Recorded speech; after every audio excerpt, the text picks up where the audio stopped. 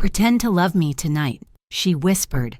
Mafia boss took Waitress onto the dance floor barefoot. The rain lashed against the floor-to-ceiling windows of La Serrata, turning the city lights of Belmare into smeared, weeping streaks of gold and obsidian. Inside, the air smelled of truffle oil, expensive perfume, and old money. It was a Friday night, which meant the restaurant was at capacity, a sea of black tuxedos and silk gowns. Amelia Rowe adjusted the strap of her apron, fighting the ache that had settled deep in the arches of her feet. She had been on the floor for 8 hours straight. Her bank account was currently hovering in the double digits, and rent was due in 3 days. Every smile she forced onto her face tonight was a calculation, a desperate hope that the tip left on the linen tablecloth would be enough to keep the lights on in her cramped apartment. She picked up a tray of crystal flutes, her hands steady despite the tremor of exhaustion in her legs. She moved through the dining room with the practiced invisibility of good service, weaving between tables where politicians made handshake deals and socialites gossiped behind manicured hands. Then there was table 7. It sat in the back corner, secluded, commanding a view of the entire room while remaining in the shadows. The man sitting there had not ordered an appetizer. He had ordered a bottle of the 1998 Barolo and had been nursing a single glass for 40 minutes. Nico Moretti. Everyone in Belmare knew the name. He was the man who had supposedly cleaned up the docks, the man who was trying to legitimize a family business that had been built on blood and concrete. Rumors followed him like smoke. They said he had taken over the family at 25 after his father was gunned down in a barber shop. They said he was ruthless. They said he was trying to buy his way into high society, but the stains on his hands were too dark to wash off. Amelia risked a glance as she passed. He was younger than the stories made him sound, perhaps 32 or 33. He wore a charcoal suit that fit his broad shoulders with military precision. His hair was dark, swept back from a face that was too sharp to be handsome in a conventional way. It was a predator's face, watchful and still. He looked up. His eyes locked onto hers. They were the color of cold espresso, devoid of the casual lust she usually saw in the eyes of wealthy patrons. This was an assessment, calculation. He looked at her as if he were memorizing her face for a file. Amelia looked away quickly, her pulse jumping in her throat. She hurried to table 4 to refill water glasses, her heart thumping a jagged rhythm. "Do not look at him," she told herself. Men like Nico Moretti did not come to La Serrata for the risotto.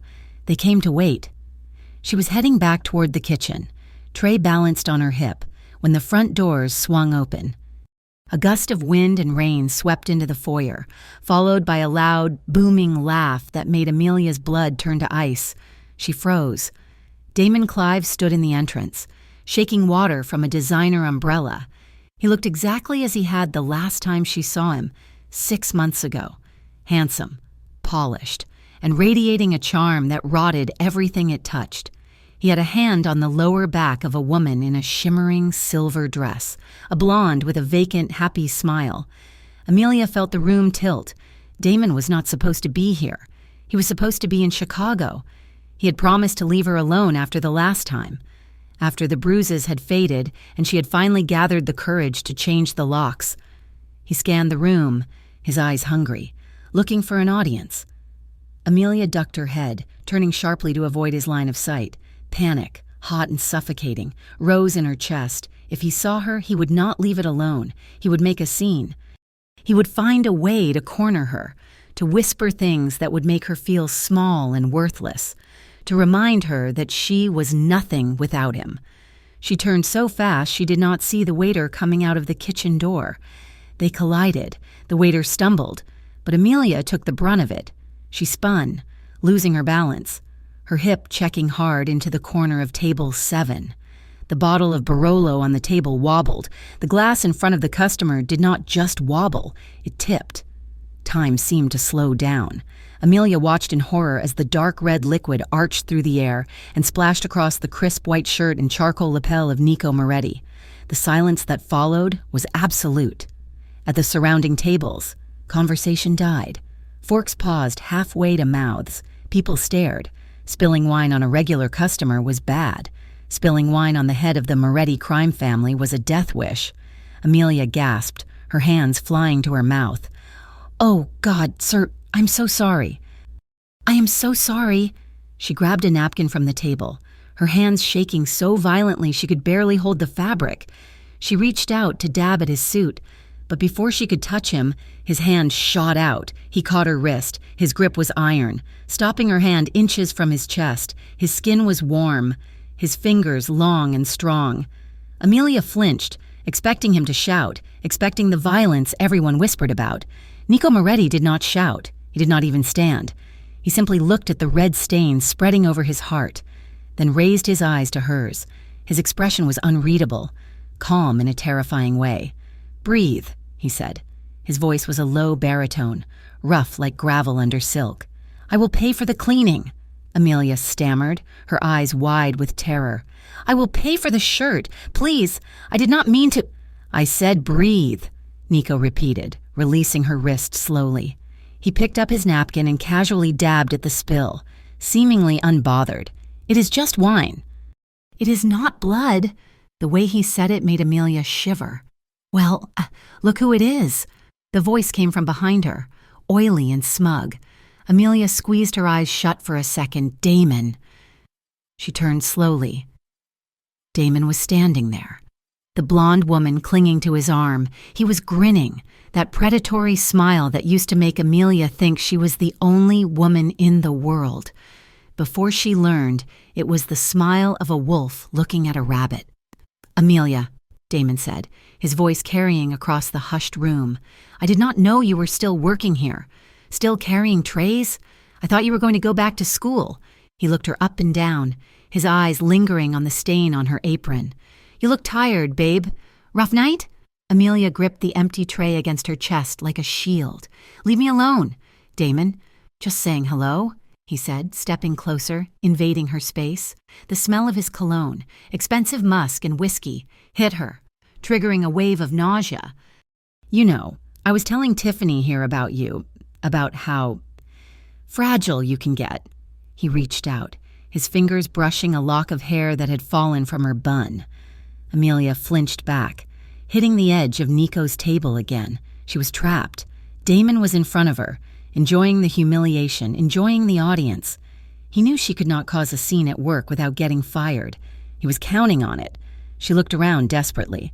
The manager was watching from the podium, frowning, ready to step in and remove the problem, and Amelia knew she was the problem. She looked down at Nico Moretti. He was watching the interaction with hooded eyes, one hand resting loosely on the tablecloth. He looked bored, but the air around him felt charged, like the moments before a lightning strike. Amelia made a choice. It was reckless. It was insane. But the alternative was letting Damon win again.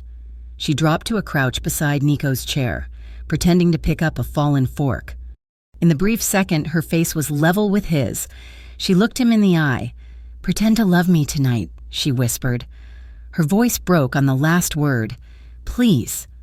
Nico looked at her, for a heartbeat. He did nothing. He just studied her face, the fear in her eyes, the trembling of her lip, the desperation radiating off her in waves. Then, the corner of his mouth ticked up. Nico stood up. The movement was fluid and powerful, drawing every eye in the room. He towered over the table, over Amelia, over Damon. He reached down, took Amelia's hand, and pulled her to her feet. He did not let go.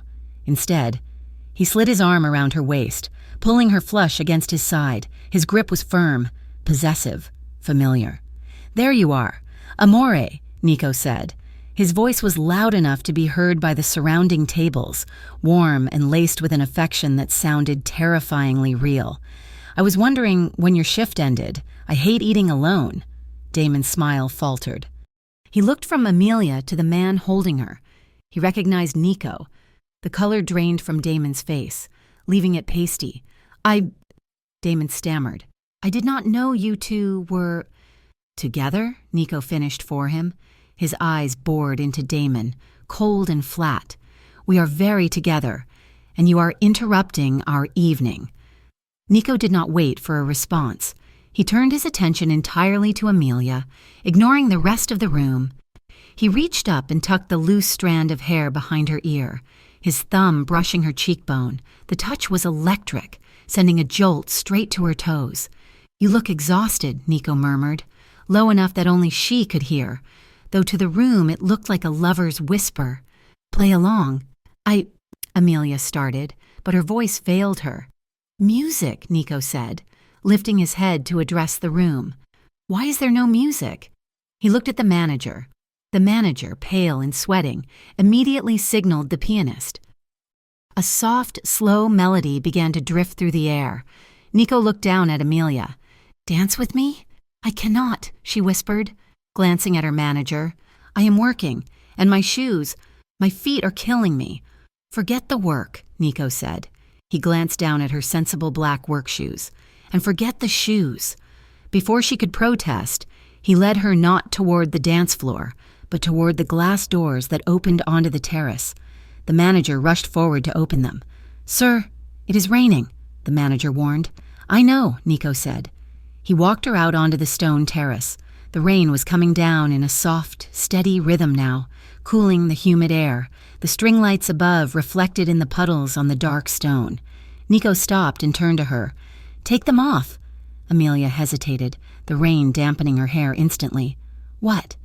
"The shoes," he said softly. "You said they hurt." Trembling, Amelia kicked off one shoe, then the other. The wet stone was cold against her stockinged feet, a shock that traveled up her legs. Nico stepped closer. He took her left hand in his right, his palm rough and warm. His other hand settled on the small of her back, pulling her in until there was no space left between them. "Eyes on me," he commanded softly. Amelia looked up. Raindrops caught in his dark lashes. His suit was getting soaked, the expensive fabric darkening, but he did not seem to care. He began to move, guiding her into a slow waltz.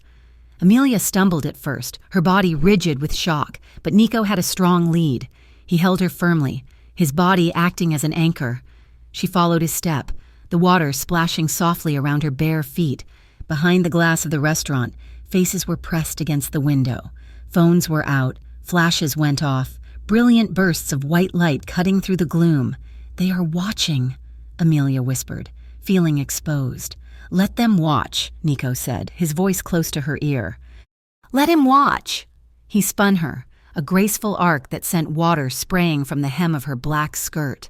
For a moment, the fear of Damon, the stress of the rent, the exhaustion, it all vanished. There was only the rain, the music bleeding through the glass, and the heat of the man holding her. He pulled her back in, dipping his head so his lips brushed the shell of her ear. "You are doing well," he murmured. "Relax your shoulders. Lean into me." Amelia obeyed instinctively. She rested her head against his chest. She could hear his heart beating, slow, steady, unhurried. It was the heartbeat of a man who was never afraid. "Why are you doing this?" she asked, her voice muffled against his lapel. Nico didn't answer immediately. His hand moved up her back, his fingers splaying between her shoulder blades. The touch was possessive, claiming, "Because I do not like bullies," he said finally, "and because you look like you need a hero, Amelia." He said her name like he had tasted it before. Damon was watching from the other side of the glass, his expression twisted with jealousy and confusion. He looked small, insignificant. Nico spun her again, slower this time. The song was ending. He stopped moving but did not let her go. He held her there in the rain, her clothes clinging to her skin, her hair plastered to her neck. He lifted a hand and cupped her jaw, tilting her face up. The rain ran down his cheeks. He looked at her mouth, then her eyes. For a second, Amelia thought he was going to kiss her. Her breath hitched. She found herself wanting it, wanting the fiction to be real just for a second. "Show's over," he whispered, the illusion breaking just enough to let reality back in. He released her waist but kept her hand in his. He led her back inside. The restaurant was silent. He grabbed his suit jacket from the chair, draped it over her shivering shoulders. It was heavy, warm, and smelled of cedar and rain, and looked at the manager. "She is done for the night," Nico said. It was not a question. The manager nodded vigorously. "Of course, Mr. Moretti, of course." Nico guided her through the restaurant, past a stunned Damon who did not dare say a word. They walked out the front door, leaving her shoes and her apron behind. The walk to her apartment was a blur of adrenaline and silence. The rain had slowed to a drizzle. Nico walked on the street side of the sidewalk, his pace matching hers. He did not try to make conversation. He simply existed beside her, a dark, solid presence that made the shadows of the city feel less threatening. When they reached her building, a rundown walk-up in the East End with peeling paint, Amelia stopped. She turned to him, pulling his jacket tighter around herself. "You did not have to do that," she said, her voice trembling slightly as the adrenaline faded. "Walking me home, the dance, thank you." Nico studied the street, his eyes scanning the parked cars and the alleyways before settling back on her. The street lamp cast long shadows across his face. "Do not thank me yet," he said. Amelia frowned. "What do you mean?" Nico took a step closer. The playful, romantic demeanor from the restaurant was gone. In its place was the cold, calculating boss of the Belmare crime family. "I had a tale tonight," Nico said calmly. "The Giano crew, 3 men in a sedan. They were waiting for me to leave the restaurant alone." Amelia's stomach dropped. "What?" "By leaving with you," Nico continued, his voice devoid of apology. "I confused them. They hesitated. They assumed I had civilian company, a witness. It bought me enough time for my men to intercept them 2 blocks back." Amelia took a step back, her back hitting the wooden door of her building. "You used me? We used each other," Nico corrected. "You needed protection from your ex. I needed a distraction for the Gianos." He reached out and adjusted the collar of the jacket she was wearing. His knuckles brushed the skin of her neck, and Amelia felt that traitorous spark again, hotter this time. "So we are even?" she asked, though she knew the answer before he gave it.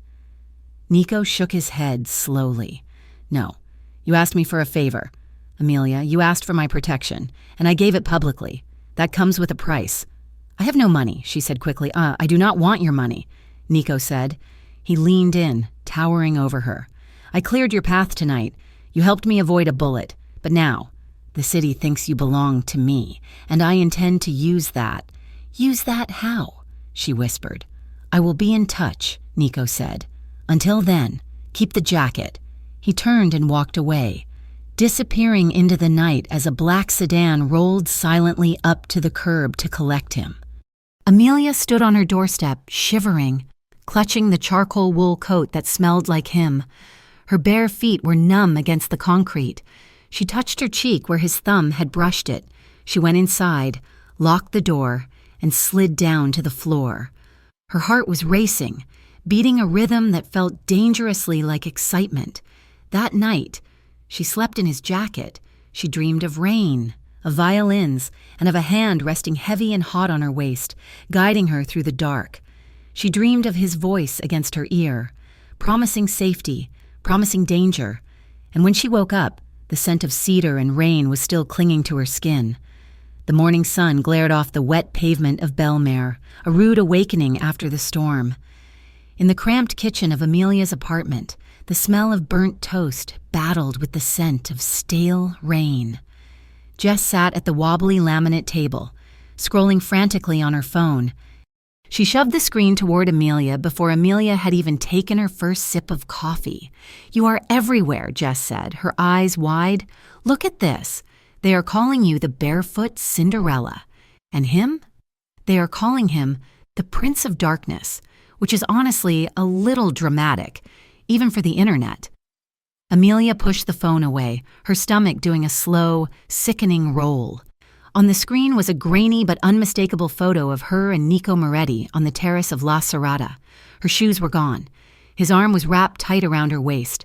The way he was looking at her, intense, focused, devouring, made her skin prickle with a phantom heat. It was just a performance. "Jess," Amelia said, moving to the sink to scrub a dish that was already clean. "I told you. Damon was there.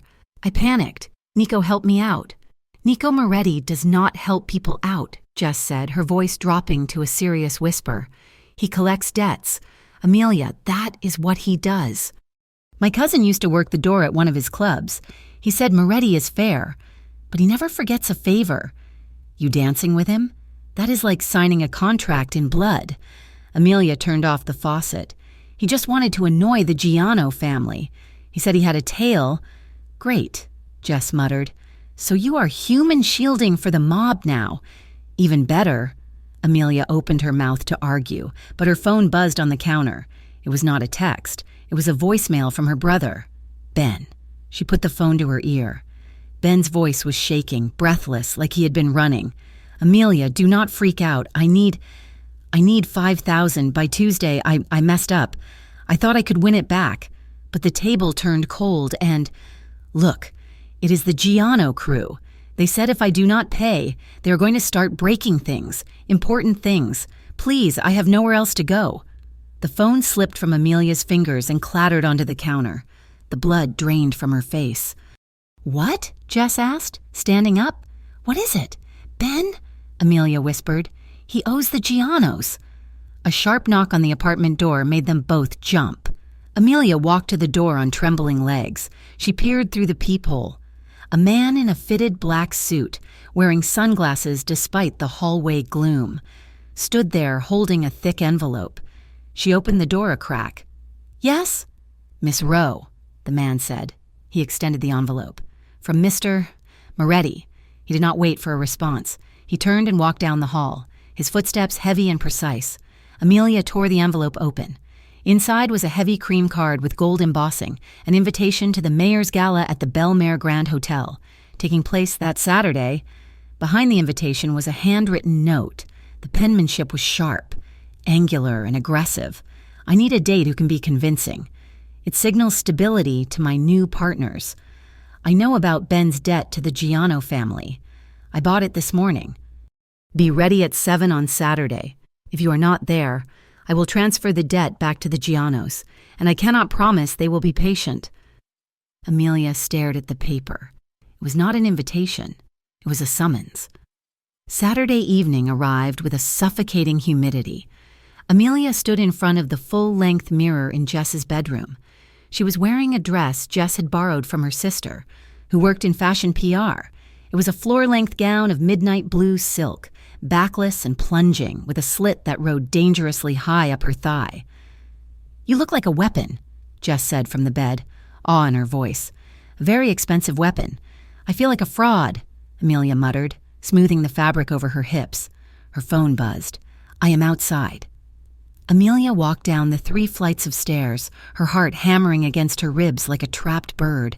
A sleek black sedan idled at the curb, looking like a panther crouching in the shadows. The rear door opened before she reached it. Nico Moretti stepped out. The air left Amelia's lungs. He was wearing a tuxedo, black on black, tailored to perfection. He looked lethal and devastatingly handsome.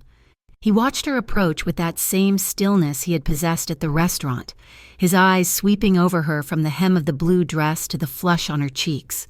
You are late, he said softly. I am on time, Amelia countered. Stopping 2 feet from him, she raised her chin. We need to get something straight before I get in that car. Nico, he raised an eyebrow, a flicker of amusement crossing his face. Go on. This is a transaction, she said, her voice shaking only slightly. I am doing this for Ben, so here are the rules. No touching unless absolutely necessary for the act, and no kissing unless I say so. I am not one of your paid girlfriends. Nico studied her for a long moment. The corner of his mouth twitched. He took a slow step toward her, closing the distance until she could smell the sandalwood and expensive scotch that clung to him. Agreed, he said. His voice was low, intimate. No kissing unless you ask for it. He held out his hand. Shall we? Amelia hesitated, then placed her hand in his. His fingers closed over hers, warm, dry, and strong. He helped her into the car, protecting her head from the frame with a gentleness that felt at odds with the blackmail note in her purse. The ride to the Grand Hotel was silent, but the air in the cabin felt thick, charged with an electricity that made the hair on Amelia's arms stand up. Nico sat close to her, his thigh brushing hers every time the car turned a corner. He did not move away, neither did she. When they arrived, The flashbulbs were blinding. Nico stepped out first, buttoning his jacket, then reached back for her. As Amelia emerged, the paparazzi erupted. "Nico, who is she? Give us a smile. Moretti." Nico ignored them all. He pulled Amelia to his side, his hand sliding immediately to the small of her back, his thumb resting against her bare skin where the dress dipped low. Amelia stiffened. "You said no touching," she hissed through a smile.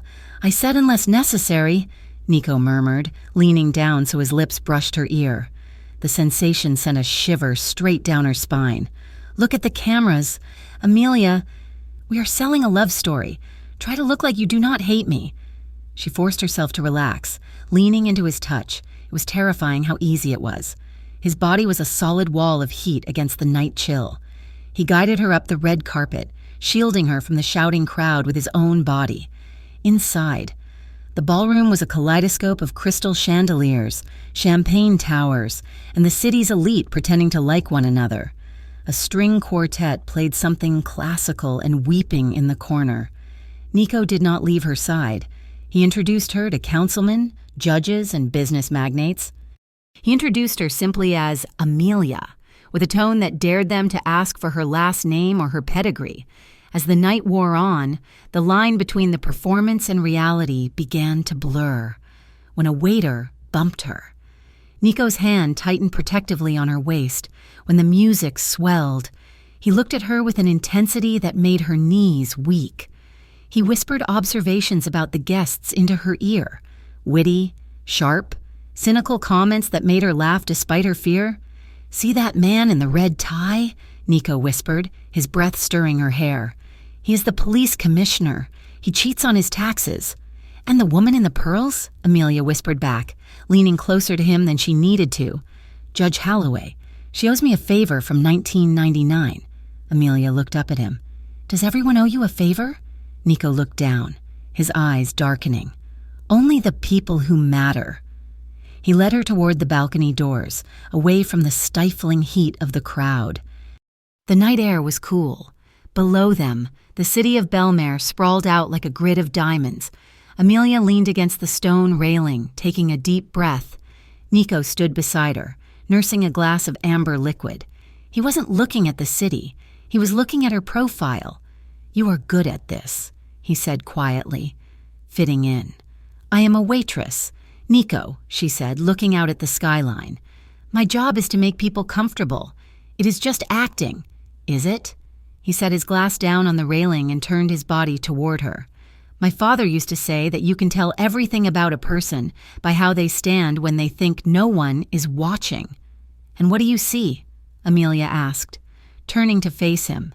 "I see someone who is tired of fighting," Nico said. His voice was devoid of mockery. It was soft, almost sad. "My father was a good man, Amelia. He wanted to be legitimate. He wanted to build something clean. The city ate him alive because he was too gentle." "Is that why you are the way you are?" she asked, emboldened by the wine and the moonlight. "Because you are afraid of being eaten?" "I decided a long time ago," Nico said, his gaze drifting to the horizon, "that if there was going to be a monster in the dark, it might as well be me. At least then I can decide who gets hurt." Amelia felt a pang of sorrow for him, sharp and unexpected. She reached out, her fingers brushing the sleeve of his tuxedo. "That sounds lonely." Nico looked at her hand, then up to her eyes. "It was," he said, "until recently." The moment stretched, fragile and heavy. Amelia felt the magnetic pull of him, the gravity that seemed to warp the space between them. She wanted to step closer.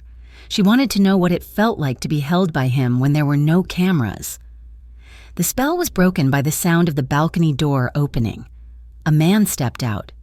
He was thick-set, with a jagged scar running through his left eyebrow. He wore a suit that cost more than Amelia's life, but he wore it like a costume. "Moretti," the man grunted. He looked at Amelia, his eyes raking over her body with a disrespect that made her skin crawl. "Pretty thing. Did you pick her up off the street, or did you buy her from a catalog?" Amelia stiffened. She recognized the look in his eyes. It was the same look the loan sharks gave Ben. Nico did not move. He did not tense up. He went completely, terrifyingly still. "Russo," Nico said. His voice was conversational. "Pleasant. I thought I told you to stay in the East End." "It is a free city," Russo sneered, stepping closer to Amelia. "Just came to pay my respects and to tell your little girlfriend here that she does not belong in the deep end. You drown easily in this town, sweetheart." Russo reached out, his thick finger aiming to tap Amelia's chin. Before he could make contact, Nico moved. It was a blur of motion. One second, Nico was leaning against the railing. The next, he was in Russo's space. He did not strike him. He simply gripped Russo's wrist in midair. The sound of the grip was audible, a meaty thud of bone meeting resistance. Russo gasped, his knees buckling slightly. Nico leaned in. He did not raise his voice. In fact, he whispered, "Touch her," Nico said, his voice sounding like grinding stones.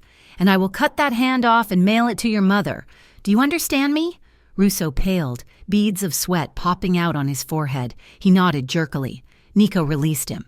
"Leave. Now." Russo stumbled back, clutching his wrist, casting one last hateful look at Amelia before fleeing back into the ballroom. Amelia let out a breath she didn't know she was holding. Her hands were shaking. Nico turned to her immediately. The violence vanished from his face, replaced by urgent concern.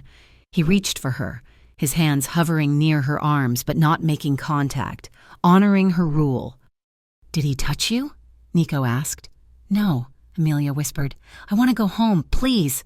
"Okay," Nico said instantly. "Okay, we are leaving." He guided her out a side exit, bypassing the crowd. The car ride back was tense. The silence was not charged anymore. It was suffocating. Amelia stared out the window, watching the streetlights blur, the fear of the encounter mixed with the adrenaline, twisting into anger. "You are too much," Amelia said suddenly into the quiet of the car. Nico looked over from the driver's seat. He had dismissed the driver, wanting to take her home himself. "Excuse me?" "Back there," she said, turning to him. "You almost broke his arm. You act like you own me. My girlfriend. My date. You control everything, Nico. You bought my brother's debt without asking. You force me to come here. You threaten people who look at me." "I protect what is mine," Nico said calmly, keeping his eyes on the road. "I'm not yours," Amelia shouted. "Amelia." The outburst surprised even her. "I am a person, Nico, not an asset, not a favor. You cannot just move people around like chess pieces because you are strong." Nico's jaw tightened. He signaled and pulled the heavy sedan over to the curb, the tires crunching on the gravel. The engine was cut out. Silence filled the car again. Heavier this time. Nico unbuckled his seatbelt and turned in his seat to face her. The street lamp outside cast half his face in shadow. "You think this is about control?" he asked quietly. "Isn't it?" Amelia challenged, though her heart was hammering against her ribs. "You enjoy it, having everyone afraid of you." "I am terrified," Nico said. The admission stopped Amelia cold. "What?" "I'm terrified," Nico repeated. He reached out, his hand hesitating before settling gently on the headrest behind her, boxing her in but not touching her. "Because when that man looked at you, the only thing I could think about was how easy it would be for someone to take you away to hurt me, and the thought of anything happening to you. It stops my heart." "Amelia." Amelia stared at him, her breath catching in her throat. His eyes were dark, searching hers with a vulnerability she had never seen before. "If I am going to protect you," Nico whispered, leaning closer, "I need you to understand what you mean to me. It is not a game anymore. It hasn't been a game since the night you spilled that wine." The tension in the car snapped like a taut wire. Amelia looked at his mouth. She saw the hunger there, restrained by an iron will.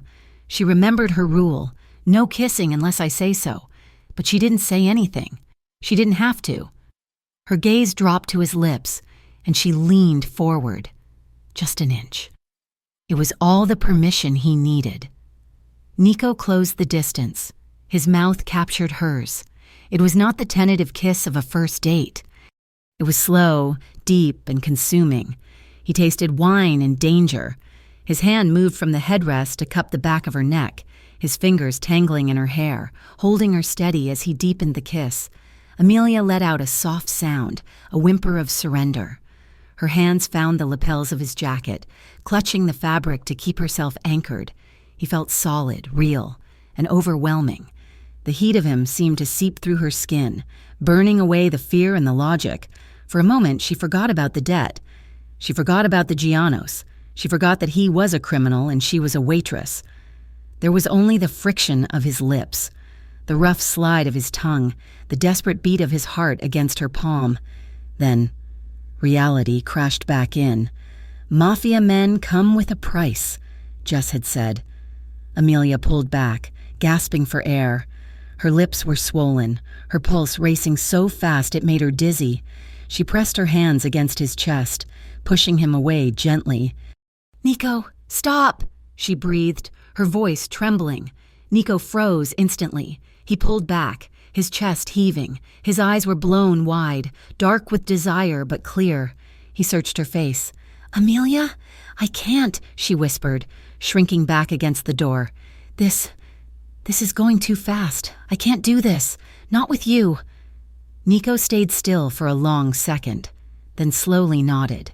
He retreated to his side of the car, gripping the steering wheel until his knuckles turned white. "I understand," he said, his voice rough. He started the engine. The drive the rest of the way to her apartment was silent, but the air between them had changed. It was no longer a void. It was a precipice, and they were both standing on the edge, looking down into the dark. The ghost of the kiss lingered on Amelia's lips for days, a phantom sensation that no amount of scrubbing or distraction could erase. It was there when she woke up in her empty bed, there when she poured coffee at the diner down the street, and most persistently there when she walked through the doors of La Serrata. Her life, which had once been a monotonous cycle of shifts and bills, had fractured into something unrecognizable. The customers at the restaurant were different now. They did not look through her. They looked at her. Men who used to snap their fingers for the check now waited patiently, their eyes tracking her movement across the floor with a mixture of curiosity and wariness. They whispered when she passed. She caught snippets of conversation. The boss's girl, off limits, the one from the balcony. The tips in her apron pocket grew heavier. A table of businessmen left $100 on a $50 tab. A socialite who usually complained about the ice in her water left a $50 and a knowing wink. It made Amelia feel dirty, as if she were being paid for a service she had not agreed to provide. Then the threats began. They were subtle at first. A napkin left on a table with a crude drawing of a broken heart. A phone call to the restaurant where the line went dead as soon as she answered. It was a low hum of danger that vibrated beneath the surface of her newfound notoriety. On Tuesday night, a package arrived at her apartment. It was a sleek, black box wrapped in silver ribbon, sitting innocuously on her welcome mat. Amelia carried it inside, her hands trembling slightly as she set it on her kitchen table. She undid the ribbon and lifted the lid. Inside, nestled in layers of black tissue paper, lay a pair of heels. They were exquisite, black velvet with a strap of diamonds that would encircle the ankle. Far more expensive than anything she could ever afford, and certainly more practical than the ones she had kicked off in the rain. There was a card tucked between them. The handwriting was familiar, sharp, angular strokes that looked like they had been carved rather than written. "Next time, I will carry you." Amelia stared at the note, her pulse jumping in her throat. It was not an apology. It was a promise. She ran her finger over the velvet of the shoe, feeling a confusing mix of resentment and longing. He was watching. He was always watching. Her shift ended at 2 a.m. on Thursday. The rain had returned, turning the streets of Belmare into slick, shining rivers of oil and light. Amelia buttoned her coat to her chin and stepped out the back exit, exhausted. "Amelia!" She spun around, her keys woven between her fingers as a makeshift weapon. Damon stood in the shadows of the alley, leaning against a dumpster. He looked worse than he had at the gala, his eyes bloodshot, his suit rumpled, the charm finally eroded to reveal the bitterness underneath. "Damon," she said, her voice steady despite the adrenaline dumping into her system. Go home. I just want to talk, Damon said, pushing off the wall and stepping into her path. I see you are moving up in the world. Moretti, huh? You really scraped the bottom of the barrel to find a sugar daddy. Get out of my way, Amelia said, stepping to the side. Damon mirrored her movement, blocking her. He's dangerous. Amelia, you think he is some romantic hero because he bought you a drink? The man is a butcher. Everyone in this city knows how he got the top seat. He killed his way there. He treated me with more respect in one night than you did in 3 years, Amelia snapped. Now move. Damon's face twisted. He reached out, grabbing her arm. I am trying to save you, you stupid girl. When he is done with you... The sound of a car door closing cut him off. 2 men stepped out of a sedan parked at the end of the alley. They were not the restaurant security. They were larger, wearing dark trench coats, their movements synchronized and silent. Amelia recognized one of them from the gala, one of Nico's shadows. They did not run. They did not shout. They simply walked toward Damon, their hands loose at their sides, their expressions bored. Damon saw them and froze. He looked from the men to Amelia, his face paling rapidly. You have them following you, Damon stammered, releasing her arm as if she burned him. I did not know they were there, Amelia said honestly, but Damon was already backing away. Crazy, Damon muttered, retreating toward the main street. You are crazy. He turned and ran, disappearing around the corner. The 2 men stopped 10 feet away. One of them nodded to Amelia, a polite, professional dip of the chin, and then they returned to their car. Amelia stood alone in the rain, her chest heaving. She was safe. Yes. But she was also trapped. She did not go home. She called Nico. His number had been programmed into her phone the night of the gala. He answered on the first ring. Where are you? Was all he said. 20 minutes later, a car picked her up and deposited her at the side entrance of a nondescript office building in the financial district. She took the elevator to the top floor, storming past the empty reception desk and bursting into the office at the end of the hall. Nico was standing by the window, looking out at the city. He was in his shirt sleeves, his tie undone, a glass of whiskey in his hand. He turned as she entered, his expression unreadable. You have me followed, Amelia accused, slamming the door behind her. You have people watching me. I have people watching over you, Nico corrected calmly. He set his glass down on the mahogany desk. There is a difference. I did not ask for shadows. Nico, Amelia marched toward him, her wet coat dripping onto the expensive rug. I cannot breathe without looking over my shoulder. Damon was right. You are dangerous. Damon is a fool who is lucky I did not have his tongue cut out for touching you, Nico said. His voice dropped an octave, the calm veneer cracking just enough to show the steel beneath. You're in the spotlight now. Amelia, my enemies are looking for weaknesses. You are a target because you stood next to me. Then leave me alone, she shouted. If I am a target, then stop making it worse. Stop sending gifts. Stop sending guards. Just let me go back to being nobody. Nico moved then. He crossed the room in 3 long strides, closing the distance between them until he towered over her. It is too late for that, he said, his voice rough. You crossed the line the moment you took my hand in that restaurant. There is no going back. You are trying to own me, she spat, looking up at him with defiant eyes. You think because you bought my brother's debt, because you scared off my ex, that I belong to you. I am not property. Nico. I do not want to own you, Nico growled. I am trying to keep you alive. I would rather be free than kept, she countered. She turned to leave, but he caught her arm. He spun her around, pressing her back against the wall next to the bookshelf. The impact knocked the air from her lungs. You think this is control? Nico murmured, leaning in until his forehead rested against hers. His hands pinned her shoulders to the wall, firm but reverent, trapping her. If I wanted to control you, Amelia, you would not be arguing with me. You would be in a safe house in Zurich. Then let me go, she whispered, her breath hitching. I cannot. He shifted, his hips pressing against hers. The anger in the room shifted violently, curdling into something hot and heavy. Amelia looked into his eyes and saw the exhaustion there, the desperation he hid behind the suits and the violence. She should push him away. She should scream. Instead, her hands rose, clutching the lapels of his shirt. "Why?" she asked, her voice barely audible. "Because you are the only thing in this city that feels real," he confessed. The tension snapped. Nico kissed her.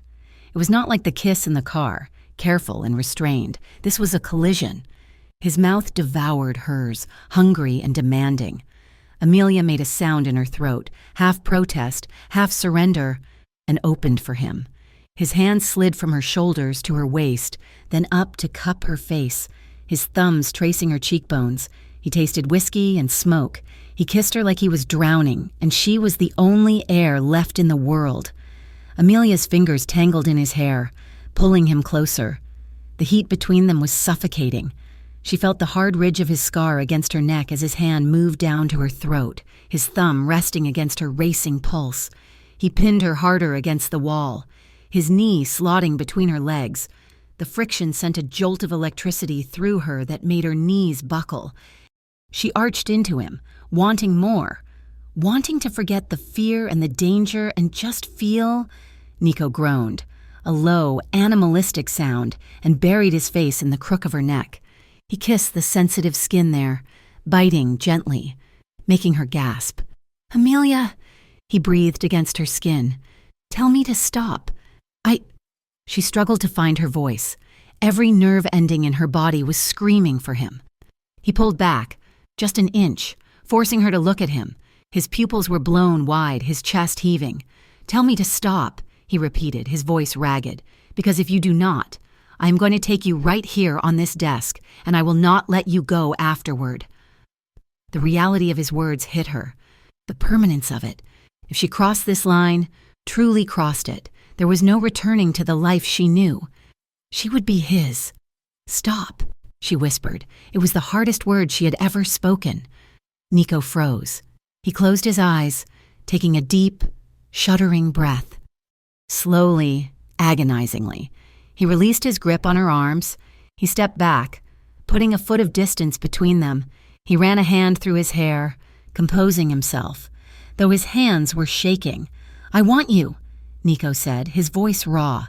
He looked at her with a terrifying intensity. "I want you more than I have wanted anything in my life. But not until you ask me. Not until you are sure." Amelia slumped against the wall, bereft of his heat, trembling. "I should go." "Yes," Nico said, turning away to look out the window again. "You should." The message from the Giano family arrived the next morning. It was not a subtle note on a napkin this time. It was a courier envelope delivered to the restaurant, addressed to Amelia. Inside was a photograph of Ben. He was tied to a chair, his face bruised, fear evident in his eyes. Written on the back of the photo in red marker were 3 words, 72 hours. Below that, "Pay the debt, or we take a pound of flesh from the sister." Amelia was in the break room when she opened it. The world tilted on its axis. She couldn't breathe. The $5,000 Ben owed, Nico had bought that debt. He had told her he bought it. So why were they doing this? Unless it wasn't about the money anymore.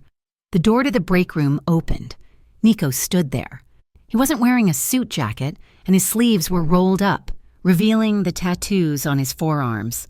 He looked furious. "I know," he said. Amelia held up the photo, her hand shaking. "You said you bought the debt. You said he was safe." "I did," Nico said, stepping into the room and closing the door. "This is not about the money. Amelia, the Gianos returned my payment this morning. Shredded. This is a vendetta. They know I favor you. They are using Ben to get to you, to hurt me." "He has 72 hours, Amelia whispered, tears pricking her eyes. "No," Nico said firmly. "He does not have 72 hours. I have men looking for him now. We will find him." He stepped closer, his voice dropping to a command. "But until we do, you are not safe at your apartment. You are coming with me." "I can't just move in with you." "Nico," Amelia argued, panicking, making her irrational. "I have a life. I have work. Your life is in danger, Nico's voice rose, cracking with frustration. They threaten to cut you. Amelia, a pound of flesh. Do you understand what that means? They will not just kill you, they will torture you to send a message to me. I need to go home, she said, pushing past him. I need to pack. I need to think. Amelia. She didn't listen. She ran out the back door, hailed a cab, and gave her address. When she arrived at her building, the front door was unlocked. That was normal. But when she reached the 3rd floor, her hallway was silent. Her apartment door was standing ajar. The wood around the lock was splintered. The brass deadbolt lay on the floor, twisted and useless. Amelia stopped in the hallway, her blood turning to ice. She pushed the door open with a trembling hand. Her apartment had been tossed. Drawers were pulled out, clothes scattered across the floor. The mattress was slashed, and on the wall above her sofa, spray painted in jagged red letters, was a single word: soon. She backed away, her hand over her mouth to stifle a sob. Amelia! She spun around. Nico was standing at the end of the hallway, flanked by 2 guards. He had followed her. Of course he had followed her. He looked past her into the apartment, his jaw tightening until a muscle feathered in his cheek. He didn't say, "I told you so." He didn't get angry. He walked over to her, placed a hand gently on her back, and turned her away from the wreckage of her life. "Get in the car," he said softly. This time, she did not argue. Nico's penthouse was a world away from the gritty streets of the East End. It was located on the top floor of the Moretti Tower, a fortress of glass and steel overlooking the harbor. The elevator opened directly into the living space. It was vast, decorated in shades of slate, charcoal, and white. It was beautiful, undeniably so. But it felt cold. It felt like a museum, not a home.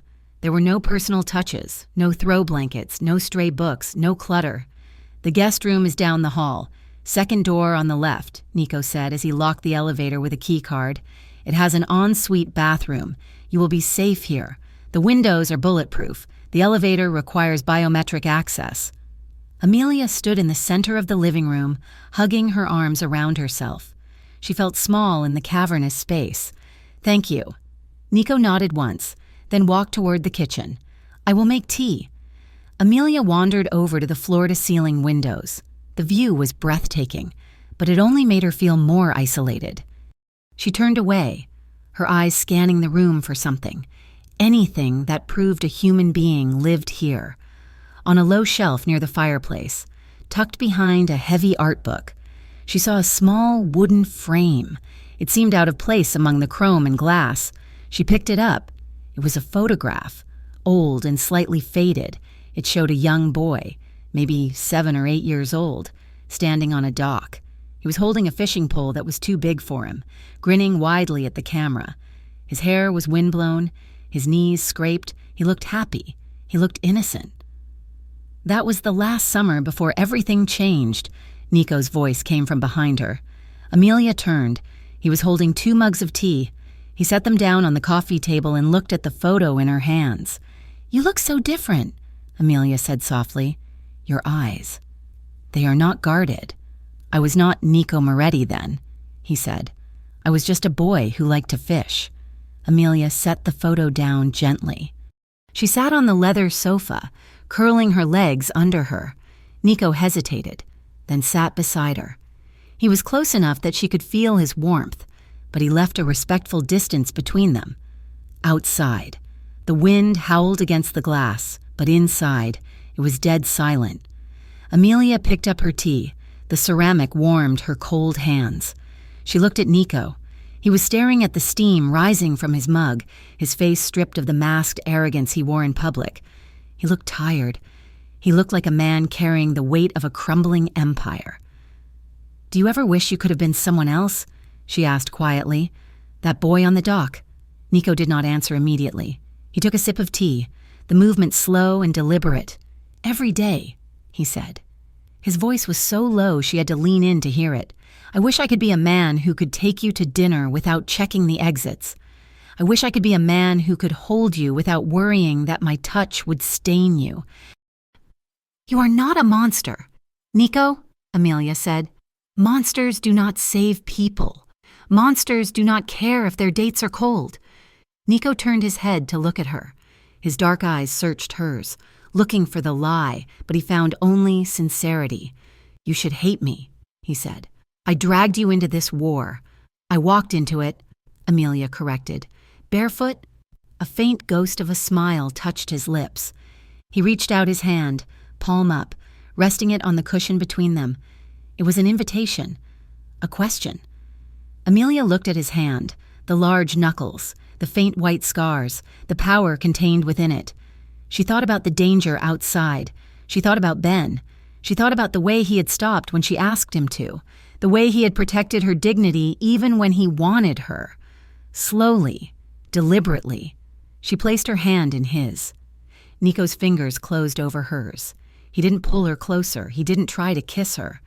He just held on, anchoring her to the earth, anchoring himself to her light. "I will find Ben," he promised into the dark. "I will fix this." "I know," Amelia whispered, and for the first time since the gala, she believed him. She squeezed his hand back, and they sat in silence as the storm raged against the glass. Two people pretending the world wasn't burning down around them.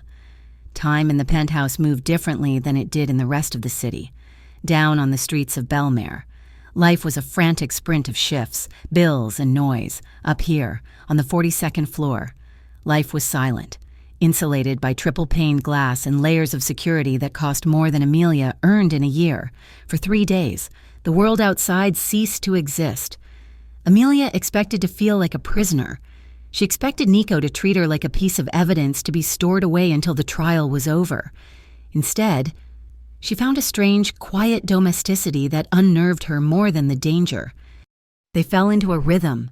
In the mornings, Nico drank espresso black, standing by the window while reviewing reports on a tablet.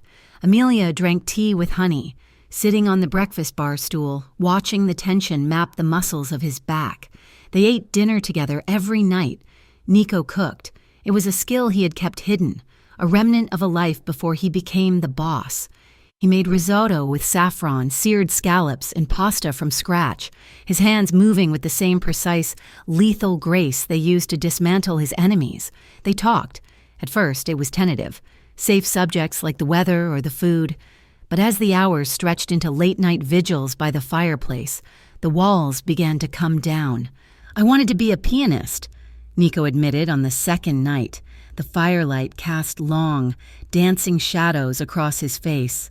"My mother played. She tried to teach me. I had the ear for it, but not the patience." "I wanted to be a veterinarian," Amelia replied, swirling the wine in her glass. "I used to bring home every stray cat in the neighborhood. Ben was allergic, but he never told me. He just sneezed for 3 years straight because he knew I loved them." Nico smiled at that, a genuine expression that softened the hard lines around his eyes. "He loves you very much." "He is an idiot," Amelia said, though her voice was thick with affection. "But he is my idiot." The mood shifted on the third afternoon. The waiting was making Amelia restless. She paced the length of the living room, feeling the phantom itch of a target on her back. Nico found her in the home gym. He was wrapping his hands with black tape, preparing for a workout. "You are pacing like a caged tiger," he observed. "I feel helpless," Amelia admitted. "If they come for me, Nico, I do not know what to do. I just freeze, like I did with Damon." Nico finished taping his left hand and looked at her. "Then stop freezing." He gestured for her to step onto the mat. "I'm not going to hit you," Amelia said, backing up. "I hope not," Nico said dryly. "But you need to know how to stop someone from grabbing you. Come here." For the next 2 hours, he taught her. The lessons were physical, intimate, and grueling. He taught her how to use her center of gravity against a larger opponent. He taught her where the human body was weak, the throat, the eyes, the instep. "Grab my wrist," Nico commanded. "Harder, like you mean to hurt me." Amelia grabbed him. He twisted his arm, breaking her grip effortlessly, and pulled her flush against his chest. His arm locked around her waist, trapping her. "You are dead," he whispered into her ear. "I have you. What do you do?" Amelia panicked for a second, the proximity of his body overwhelming her senses. He was hot, solid, and smelled of sweat and sandalwood. "Focus," Nico said sharply. "Stomp the foot, elbow to the ribs." She did as he said, driving her heel down, pulling the punch, of course, and jerking her elbow back. Nico released her immediately, stepping back with a nod of approval. "Again," he said. They went again, and again by the end of it. Amelia was breathless, her hair sticking to her neck during the final spar. Nico pinned her to the mat, his body hovering over hers to demonstrate a hold. He stopped. The lesson evaporated. He looked down at her, his chest heaving slightly. Amelia looked up, her lips parted. The air between them crackled, thick and heavy. His gaze dropped to her mouth, lingering there with a hunger that made her toes curl. "You learn fast," he said, his voice rough. He rolled off her and stood up, offering her a hand. As he pulled her up, his fingers lingered on her wrist, his thumb tracing the pulse point. "Nico," she started. The phone on the wall buzzed. The harsh electronic sound shattered the moment completely. Nico walked over and pressed the speaker button. "Yes? We found him." A voice crackled. It was his head of security. "Giano Stash House on the west side. Old textile factory. They're moving him tonight." Nico's face hardened into a mask of stone. "Is he alive?" "Barely. They're using him as bait.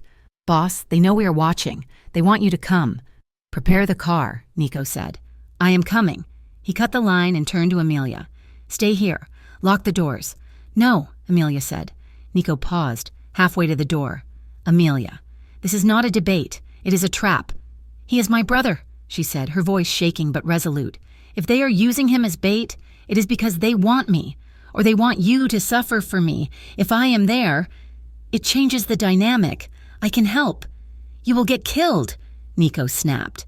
"I will stay in the car if I have to," she pleaded, grabbing his arm. "But I need to be there.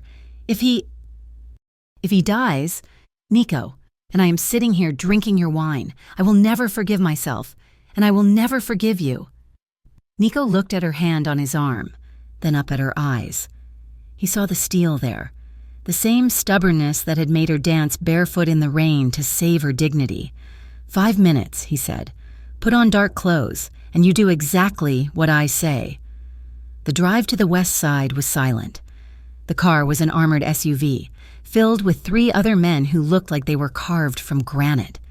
Nico sat beside Amelia, checking the magazine of a sleek black pistol. He handed her a heavy Kevlar vest. "Put this on, under your jacket." She obeyed, the weight of it pressing against her chest like a second rib cage. They parked 2 blocks away from the factory. The rain had returned, a miserable drizzle that slicked the cobblestones. "You stay behind Rocco," Nico ordered, pointing to the largest of the men. "You do not enter the room until I clear it." "Understood?" Amelia nodded, her heart hammering a frantic rhythm against her ribs. They moved through the shadows of the industrial park. The factory loomed ahead, a rotting husk of brick and broken glass. The entrance was unguarded. The bait was set. Nico moved with terrifying fluidity.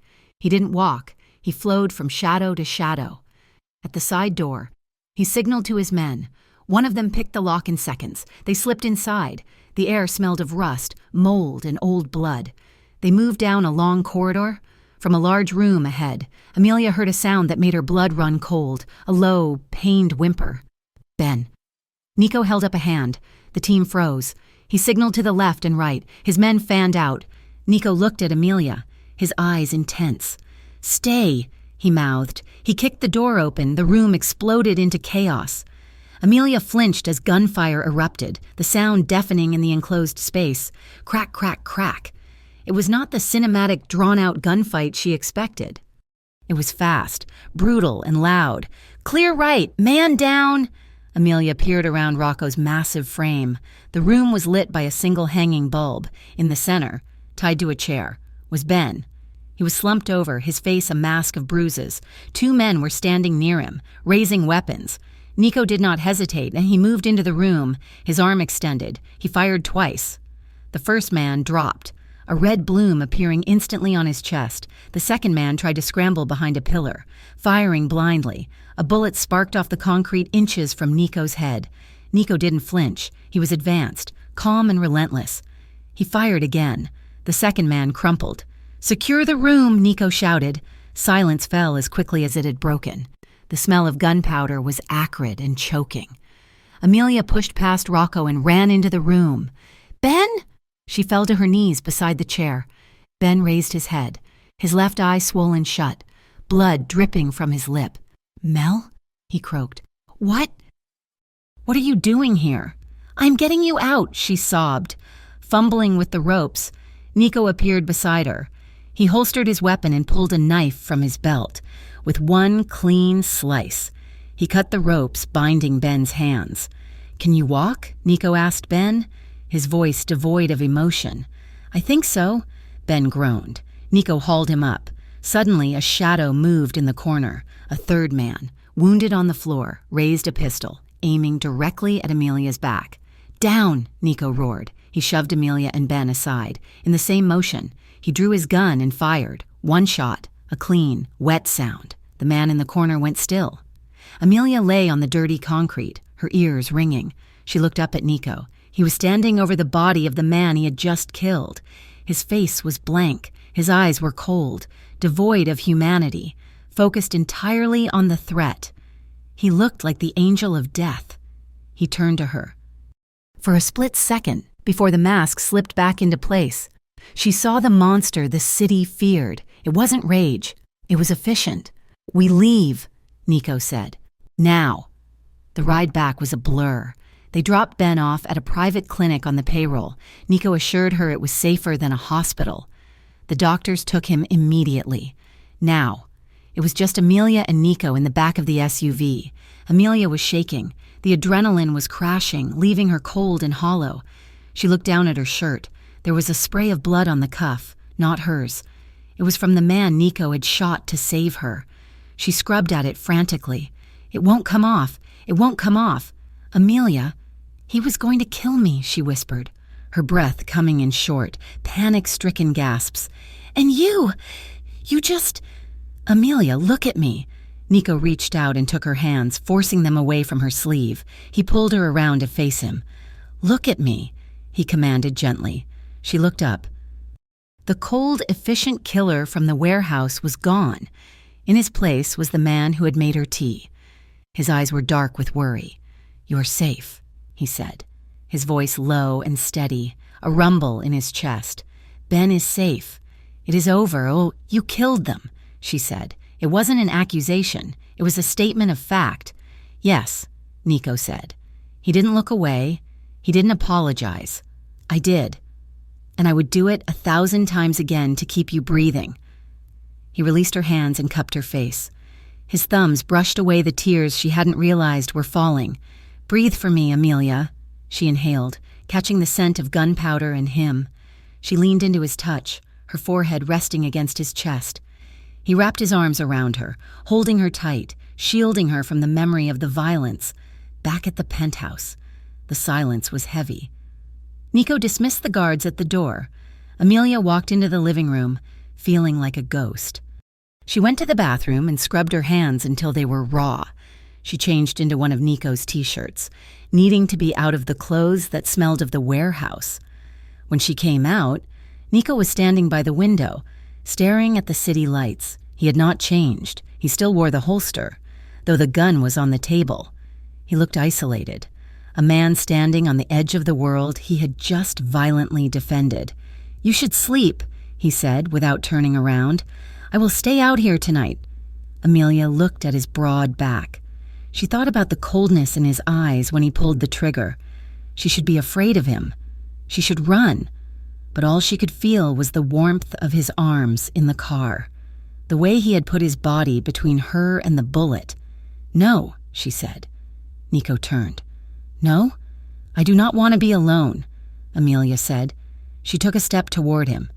"And I do not want you to be alone either." Nico watched her approach, his body tense. "Amelia, I'm covered in death. You should not be near me. I saw who you are tonight. Nico," she said, stopping inches from him. She reached out and placed her hand on his chest, right over his heart. It was beating fast. "I saw the monster, but he saved my life." Nico let out a shuddering breath. He covered her hand with his. "Stay with me," she whispered. "Are you sure?" he asked, searching her face. "Please." He nodded slowly. He led her to the bedroom, a room she had not entered yet. It was stark, dominated by a massive bed with gray linens. He stopped by the side of the bed. He reached out and touched her cheek, his fingers trembling slightly. "I need to touch you," he confessed, his voice raw. "I need to make sure you are really here." "I am here," she said. He kissed her. It wasn't like the kiss in the office, hungry and desperate. This was slow. It was a question and an answer all at once. He undressed her with a reverence that made her throat ache. He treated her body like it was something sacred, something fragile that he was terrified of breaking. When he took off his own shirt, Amelia saw the map of his life written on his skin. There were scars on his ribs, a jagged line on his shoulder, a burn mark on his forearm. She traced the scar on his ribs with her fingertips. Nico hissed in a breath, his muscles jumping under her touch. "Does it hurt?" she whispered. "No," he rasped. It feels like you are healing it." He laid her down on the bed. The sheets were cool, but his body was on fire.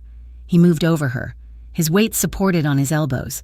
He looked down at her, memorizing her face, the curve of her jaw, the scatter of freckles on her nose, the way her eyes darkened with desire. "Amelia," he groaned. When he finally entered her, it was slow, aching and overwhelming. It wasn't just physical. It was an exorcism of the violence they had survived. It was a reclamation of life. Amelia wrapped her legs around him, pulling him closer, needing him to be as close as physically possible. She cried out his name, and he swallowed the sound with a kiss. They moved together in the dark, a tangle of limbs and heavy breaths. Every touch was a promise. Every kiss was a vow. Afterward, they lay tangled in the sheets, the city lights casting stripes across the bed.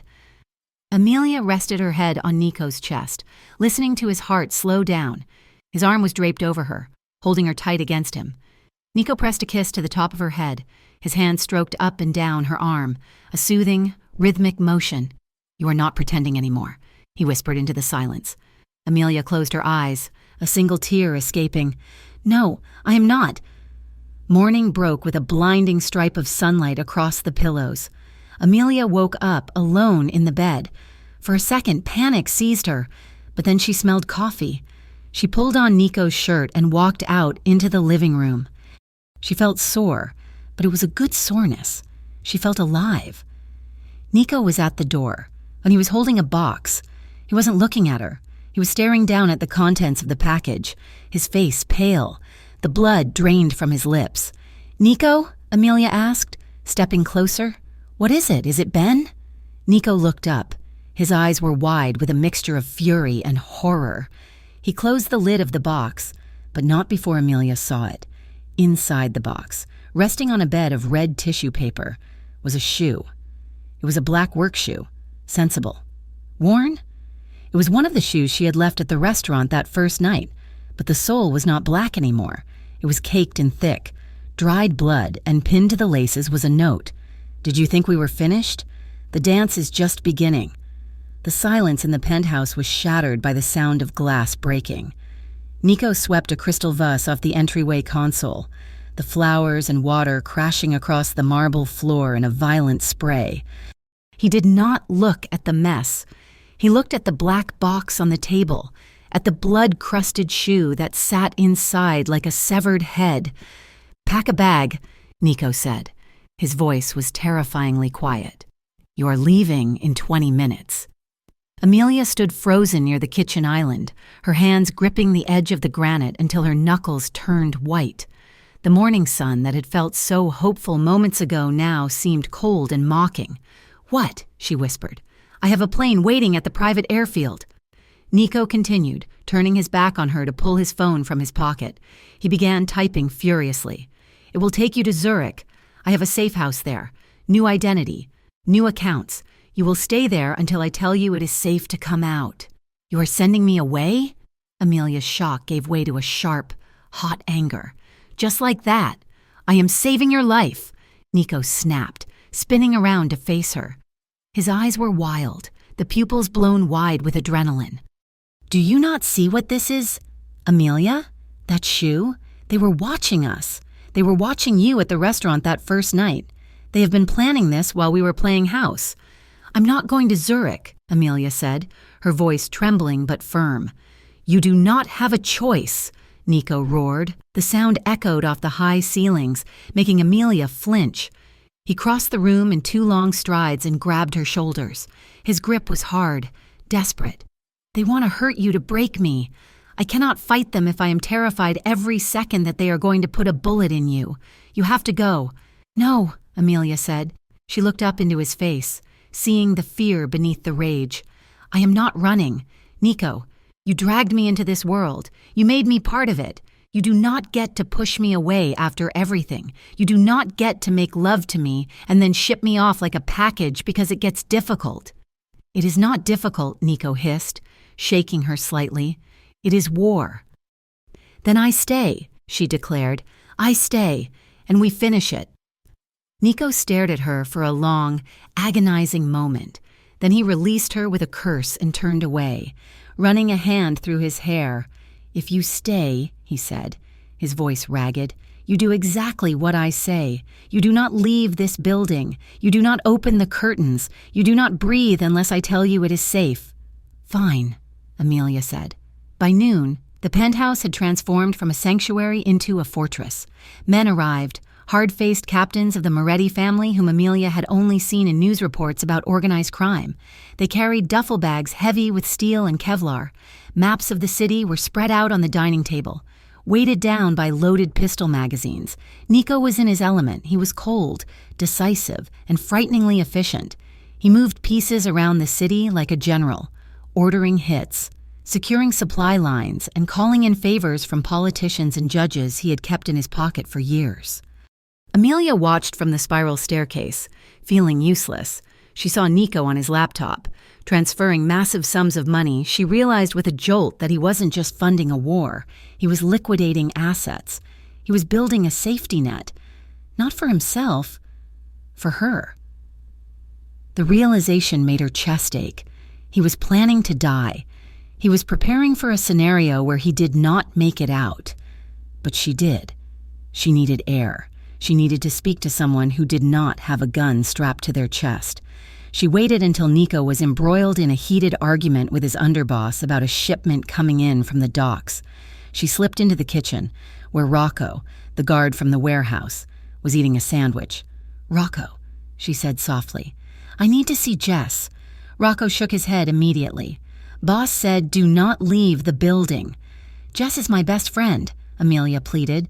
"She is terrified. She has seen the news. I just need an hour. Please, if I ask Nico, he will say no. But if you take me..."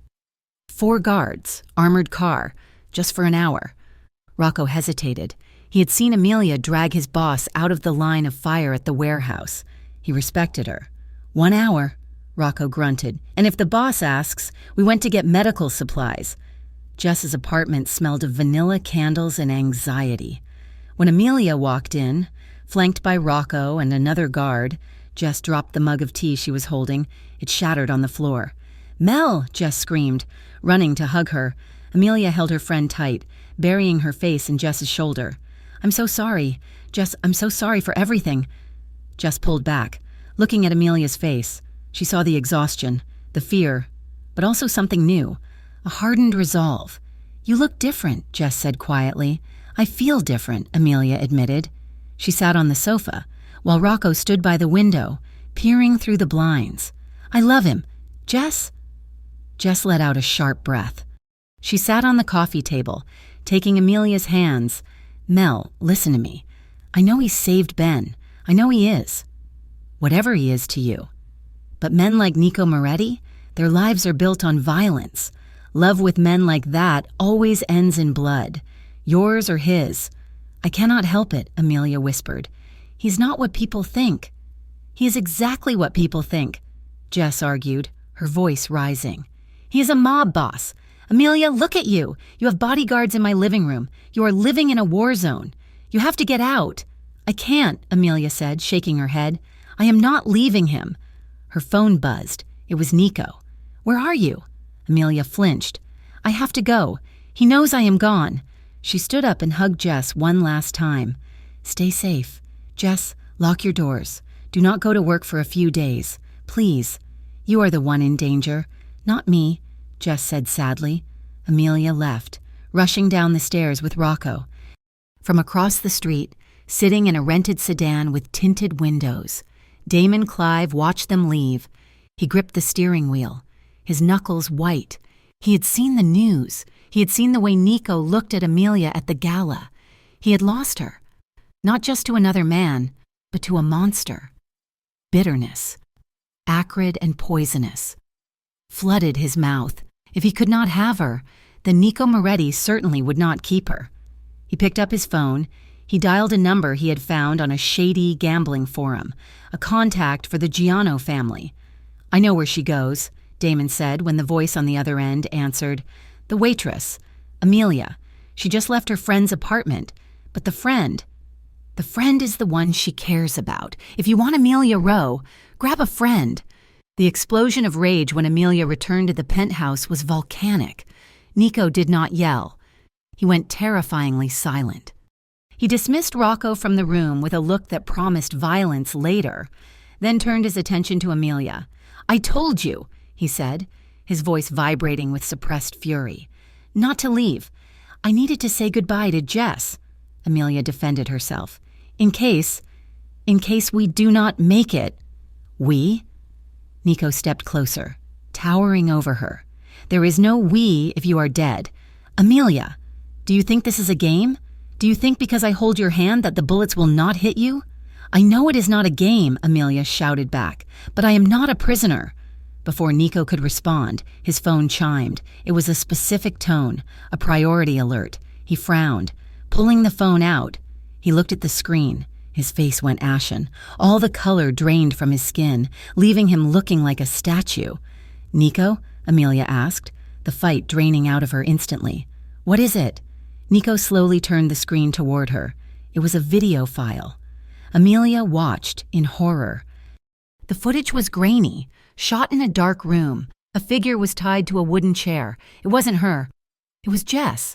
Jess was crying, her lips split. Terror etched into every line of her face. A masked man stepped into the frame, holding a gun to Jess's temple. "You missed the main prize. Moretti." A distorted voice spoke from behind the camera. "But we found a substitute. The waitress comes to us, or the friend dies. You have 1 hour. The ballroom at the old Grand Hotel." The video was cut to black. Amelia made a sound like a wounded animal. She dropped to her knees, her hands covering her mouth. No, Jess. They took Jess." Nico knelt beside her, gripping her arms. "Amelia, listen to me. It is my fault," she sobbed. Damon must have told them. I went there. I led them to her." "Amelia," Nico shook her hard. "Focus. We're going to get her back." "How?" Amelia cried, looking at him with wild eyes. "They want me. They said they want me." "They want me," Nico said. His voice was heavy, burdened with a history she did not know. He stood up and pulled her to her feet. He walked to the wet bar and poured himself a glass of water, his hand shaking for the first time. "This feud with the Gianos," Nico said, his back to her. "It is not about territory.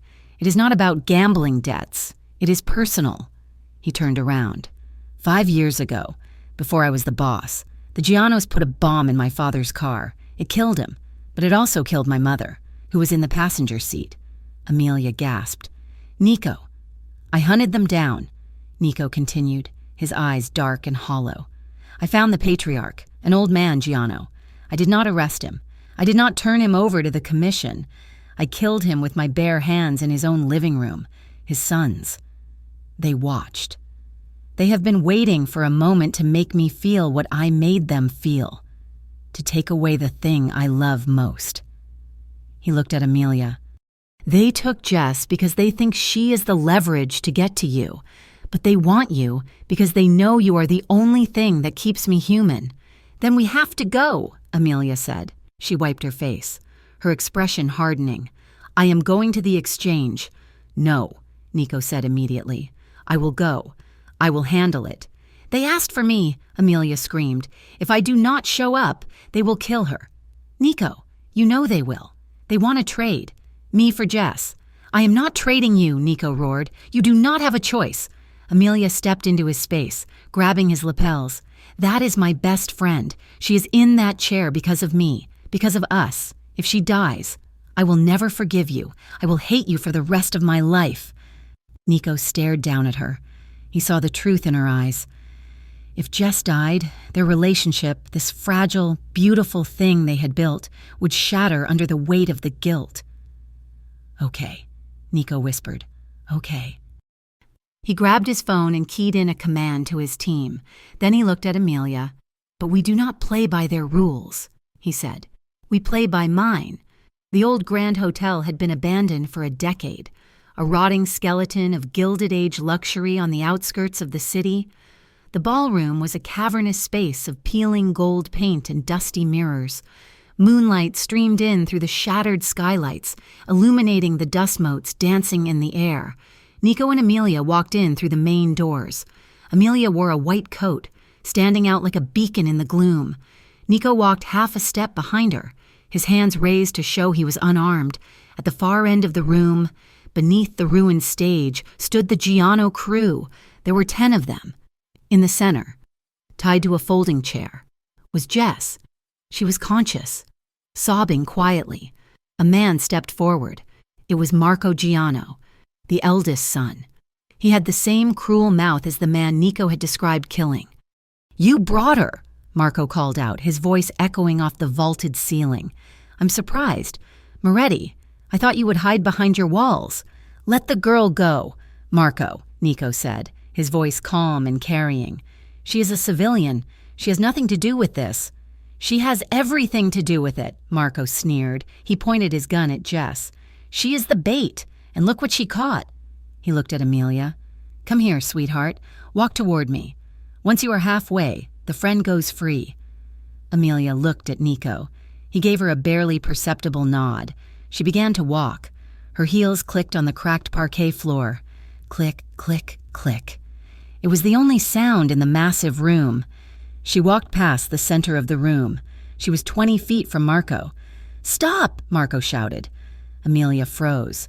"Let her go." Marco signaled to his men. One of the guards cut Jess's bonds. Jess scrambled up, looking terrified.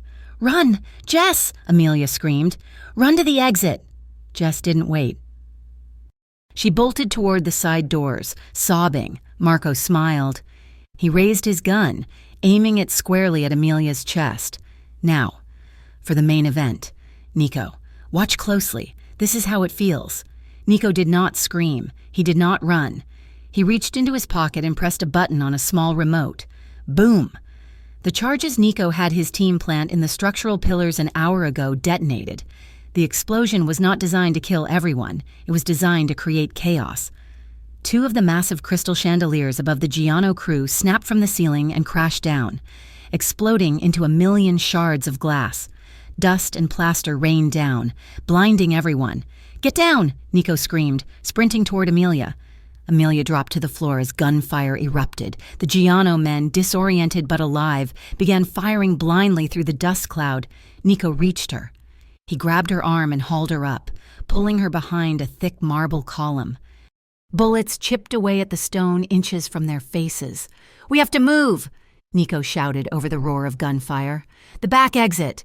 He pulled his own gun, which had been taped to the small of his back, and fired 2 precision shots around the pillar.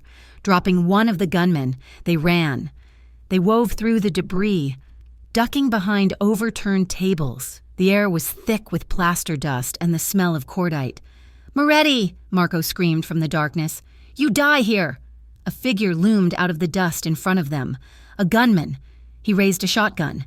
Nico shoved Amelia hard, throwing her to the ground. He stepped in front of her. Boom! The shotgun blast hit Nico. Amelia screamed as she saw his body jerk violently. He spun around, hitting the ground hard. Blood sprayed onto the dusty floor. But Nico wasn't dead. He groaned, pushing himself up with one arm. He raised his pistol and fired 3 times into the gunman's chest. The man fell. "Nico!" Amelia scrambled to him. His shoulder was a ruin. The suit jacket was shredded, blood pulsing dark and fast. His face was gray. "Go!" he rasped, trying to stand and failing. "Run, Amelia!" "No!" Amelia grabbed his good arm. She wrapped it around her neck. Stand up, damn it!" Adrenaline, hot and primitive, flooded her veins. She wasn't the waitress anymore. She wasn't the victim. She was the woman who loved the monster. And she was not leaving him in the dark. She heaved, using all her strength. Nico groaned, gritting his teeth, and forced himself to his feet. He leaned heavily on her, his breathing ragged. "Come on," she panted, dragging him forward. "Move your feet." Bullets whizzed past them, pinging off the floor. "Almost there," she whispered, half to him, half to herself. "Almost there." They reached the heavy service doors. Amelia threw her weight against the crash bar. The door burst open, spilling them out into the cool night air. Rocco pulled the armored SUV up to the curb, tires screeching. The back door flew open. Amelia shoved Nico inside. She climbed in after him as Rocco floored the gas, as the car sped away, leaving the burning hotel behind. Amelia ripped the hem of her dress. She pressed the fabric against Nico's shoulder, applying pressure. "Stay with me," she commanded, her voice breaking. "Do not close your eyes. Nico, look at me!" Nico looked up at her. His eyes were hazy, losing focus, but he managed a weak, bloody smile. "I am looking," he whispered. "I am always looking." His head lolled back against the seat, his hand, limp and heavy, slipped from hers. "Drive faster," Amelia screamed at Rocco, her hands slick with the blood of the man she loved. "Drive faster!" The safe house was an hour north of the city, hidden at the end of a gravel road that dissolved into the dense tree line. It was not a fortress of glass and steel like the penthouse. It was a cabin, smelling of cedar and wood smoke, isolated from the world by a perimeter of towering pines and silence. For 3 weeks, this silence was the only world Amelia knew. Nico's recovery was a slow, agonizing battle. The shotgun blast had done significant damage to his shoulder, missing the artery by millimeters but tearing through muscle and chipping bone. The doctor, a stoic man who asked no questions and accepted payment in cash, came every 2 days to change the dressings and check for infection. But in the long, dark hours between those visits, it was Amelia who kept him alive. She became the guardian of the monster who had saved her. She learned the rhythm of his breathing. She learned to mix the antibiotics into his water when he was too stubborn to swallow pills. She learned how to clean a wound that looked like raw meat without flinching, her hands steady even when her heart was breaking. On the 4th night, the fever set in. Nico thrashed in the narrow bed, his skin burning to the touch, sweat soaking through the sheets. He muttered in Italian, words that sounded like pleas, names of people long dead. He reached out into the empty air, gripping invisible enemies, fighting wars that had ended decades ago. Amelia sat beside him, wringing out a cold cloth in a basin of water. She pressed it to his forehead, shushing him gently. "I am here," she whispered, brushing the damp hair back from his face. "You are safe, Nico. I am here." He caught her wrist in a grip that would have bruised if he had his full strength. His eyes flew open, glassy and unseeing. "Do not let them take her," he rasped, his voice a broken ruin. "Take me, take me." "They did not take me," Amelia said, her voice cracking. She leaned down, pressing her forehead against his hot cheek. "I am right here. You saved me."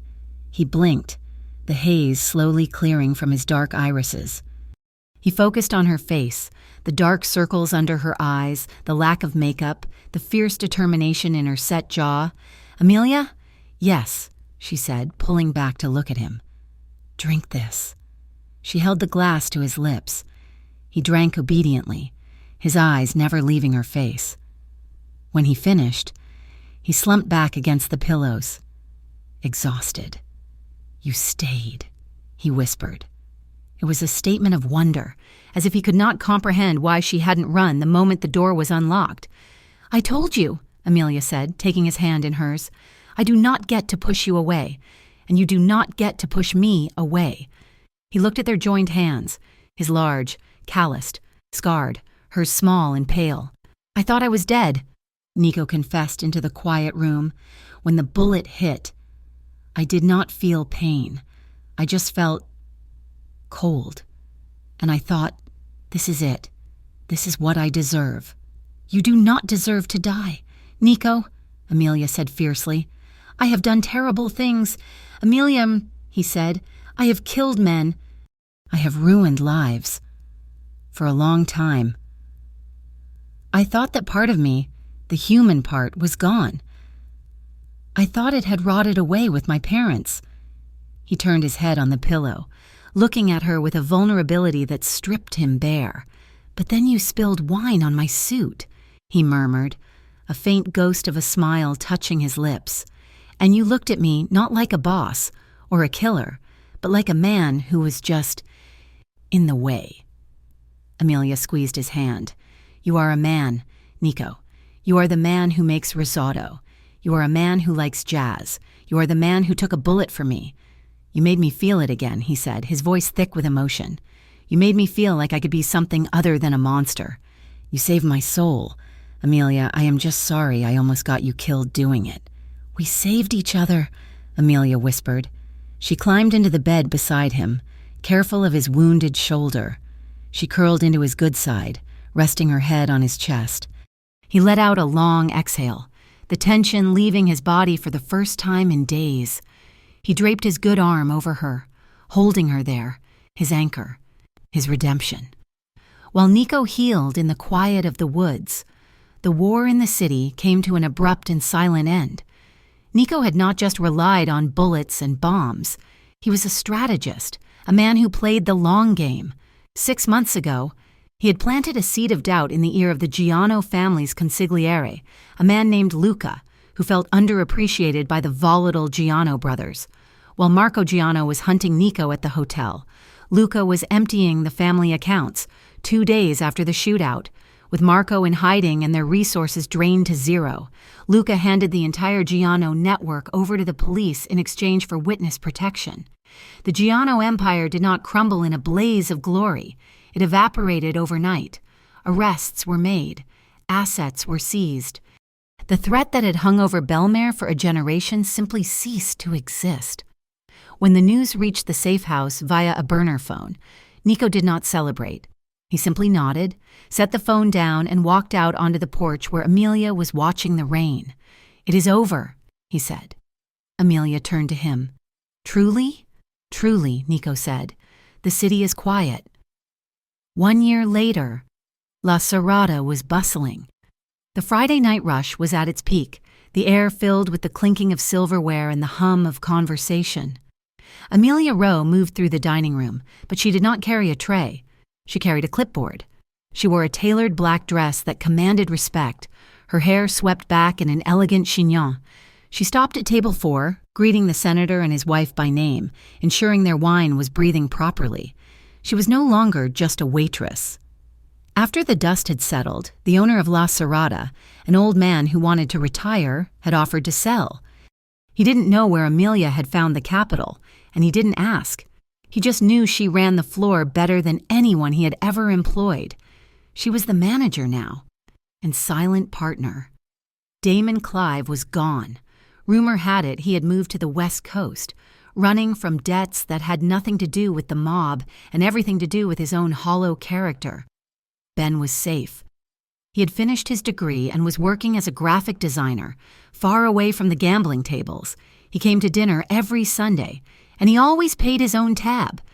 Amelia paused by the terrace doors. It was raining again. The city lights smeared against the glass, painting the world in gold and shadow. The guests began to filter out as the hour grew late. The staff began to clear the tables. Resetting the linens for the lunch shift, Amelia stood by the podium, tallying the receipts. "We are closed, sir," she said without looking up as the front door opened and a gust of cool air swept in. "I was hoping the manager might make an exception for a friend." Amelia's pen stopped moving. Her heart did a familiar, traitorous double beat. She looked up. Nico Moretti stood in the doorway. He looked different than he had that first night. The hardness around his eyes had softened. He still wore the charcoal suit, tailored to perfection, but he wore it with an ease that suggested he no longer needed it as armor. His shoulder had healed, leaving only a scar and a slight stiffness on rainy nights. He walked toward her. The remaining busboys and waiters glanced at him, then at Amelia. They knew the stories. Everyone knew the stories. They quietly slipped into the kitchen, leaving the floor empty. "You are late," Amelia said, a smile tugging at the corner of her mouth. "The kitchen is closed." "I'm not hungry," Nico said. He stopped in front of her. He reached out and tucked a stray strand of hair behind her ear, his fingers lingering on her cheek. The touch was electric, just as potent as it had been a year ago, but now it carried the weight of shared history. "Happy anniversary," he whispered. "Is that what this is?" Amelia asked, leaning into his touch. "The anniversary of the night you ruined my apron?" "The anniversary of the night you saved me," Nico corrected. He looked down at her feet. She was wearing the black velvet heels he had sent her, the ones with the diamond straps. "You are wearing them," he noted. "They are comfortable." Amelia lied. "Mostly," Nico smirked. "Come with me." He took her hand and led her past the empty tables. He did not stop at the table where they had first met. He walked straight to the glass doors and pushed them open. The terrace was empty. The rain was falling softly, a rhythmic drumming on the stone. The string lights were still on, casting a warm, hazy glow against the wet night. Nico turned to her. He knelt on the wet stone, ignoring the damage to his suit trousers. "Nico," Amelia breathed, "what are you doing?" "The last time we were here," Nico said, looking up at her, "I told you to take them off because we had an audience, because we were selling a lie." He reached out and unbuckled the strap of her left shoe. He slid it off gently, setting it aside. Then he did the same with the right. Amelia stood barefoot on the cool stone, her toes curling slightly. She looked down at the man who had once been the source of all her fear and who was now the keeper of her heart. Nico stood up. He towered over her, blocking out the wind, blocking out the city. "Pretend to love me again?" he teased, his voice low and rough, echoing the words she had whispered in desperation a year ago. Amelia stepped closer, closing the gap between them. She placed her hands on his chest, feeling the steady, strong beat of his heart. She looked into his eyes, dark, intelligent, and overflowing with a love that terrified her with its intensity. "Not pretending," she whispered. Nico's composure broke. He let out a breath that sounded like a laugh and a sob mixed together. He pulled her to him. One hand slid to the small of her back. The other clasped her hand. They began to dance.